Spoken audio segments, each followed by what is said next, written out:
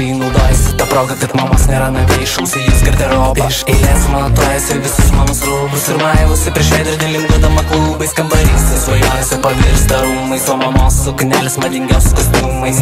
Žvelgia savo figūrą atidžiai, po to Klaudijos Šifer nuotrauka pavydžiai. Slapčiusi jos svajonės gyvenimo kryžius, tai trokšta dirbti manekenė Paryžiui. Bet laikrodžio rodiklė artėja prie 6, tai tėvai sugrįž namo, reikia sėst prie pamokų. Jis užtvarko drabužius ir plauna veidą dažytą, pavirsta vėlai paprasta mažytė mergytė. Nes tėvai, nes draugai rimtai nežiūri į tai, ir aš gana dažnai sakydavau jai juokais, kai tu tapsi žvaigždė pasaulinio dydžio. Parašyk man laišką iš Paryžiaus. Tėvai, nes draugai rimtai nežiūri į tai, ir aš gana dažnai sakydavau jai juokais, kai tu tapsi žvaigždė pasaulinio dydžio. Parašyk man laišką iš Paryžiaus. Užaugo graži, išsiskyrus mergaičiukė ir į gulbę pavirto iš bjauraus ančiuko. Dabar jos apimtis, ūgis ir svoris pasaulinių standartų aukščiausia kategorija. Jinai parašo pareiškimą dalyvauti konkurse gražiausios merginos rinkimuose mieste. Pirmą viską rūnai laimi, be apgaulis prieš ją atsiveria visas baltas pasaulis. Tėvai, nes draugai rimtai nežiūri į tai, ir aš gana dažnai sakydavau jai juokais, kai tu tapsi žvaigždė pasaulinio dydžio. Parašyk man laišką iš Paryžiaus. Tėvai, nes draugai rimtai nežiūri į tai, ir aš gana dažnai sakydavau jai juokais, kai tu tapsi žvaigždė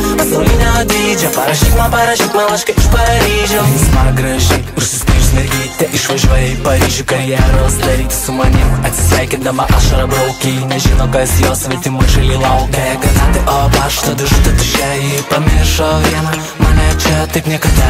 Ji ir negrįžo, taip ir neparašė laiško iš Paryžiaus. Tėvai, nes draugai rimtai nežiūri į tai, ir aš gana dažnai sakydavau jai juokais, kai tu tapsi žvaigždė pasaulinio dydžio. Parašyk man laišką iš Paryžiaus. Tėvai, nes draugai rimtai nežiūri į tai, ir aš gana dažnai sakydavau jai juokais, kai tu tapsi žvaigždė pasaulinio dydžio. Parašyk man laišką iš Paryžiaus. Tėvai, nes draugai rimtai nežiūri į tai, ir aš gana dažnai sakydavau jai juokais, kai tu tapsi žvaigždė pasaulinio dydžio. Parašyk man laišką iš Paryžiaus.